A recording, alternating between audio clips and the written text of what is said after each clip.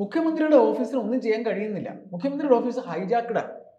ഒരു പറ്റം ഇപ്പോ ഏത് നിർമ്മാണ പ്രവർത്തനം വന്നാലും ഊരാളുകൊണ്ട് പോകും അല്ലെ.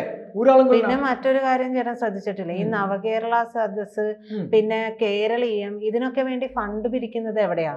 ഈ ഫണ്ട് പിരിക്കുന്നത് എന്തെങ്കിലും ഒരു തട്ടുകേടൊക്കെ വന്ന് പല കാര്യങ്ങളും ചെയ്യാതിരിക്കുന്ന ഒളിമറവിൽ ചെയ്യുന്ന സ്ഥാപനങ്ങളൊക്കെയാണ് കൊടുക്കുന്നത്. അപ്പൊ ഇവർക്കെതിരെ നടപടി എടുക്കാൻ പോലും സർക്കാരിന് കഴിയാത്തൊരവസ്ഥയായിട്ടില്ലേ? അതെ, ഈ ഉദ്യോഗസ്ഥര് പോലും പോയിട്ട് ഇത്തരത്തിലുള്ള ആളുകളുടെ കയ്യിൽ നിന്നാണ് ഫണ്ട്.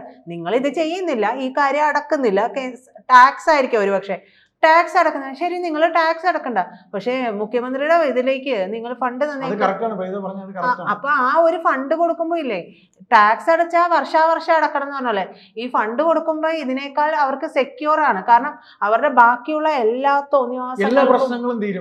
പ്രശ്നങ്ങളല്ല, തോന്നിവാസങ്ങൾക്ക് കൂട്ടുനിൽക്കുന്ന സർക്കാർ എന്ന് പറഞ്ഞ പോലെ ഉദ്യോഗസ്ഥരെ കണ്ണടക്കുന്ന ഒരു അവസ്ഥയുണ്ട്. അപ്പൊ എവിടെയാണ് ഈ മന്ത്രിക്ക് താഴെ ഉദ്യോഗസ്ഥരും ചേട്ടൻ പറയുന്ന പോലെ വന്നിട്ട് കൃത്യമായ ഒരു ഭരണനിർവഹണം നമ്മുടെ നാട്ടിൽ നടക്കുന്നത്?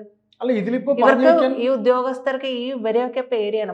മുഖ്യമന്ത്രിക്ക് തന്നെ പലപ്പോഴും അറിയുന്നില്ല അദ്ദേഹത്തിന്റെ മുമ്പിൽ പോലും, അദ്ദേഹത്തിന്റെ ഓഫീസിൽ പോലും എന്താ നടക്കുന്നത് എന്നുള്ളത്.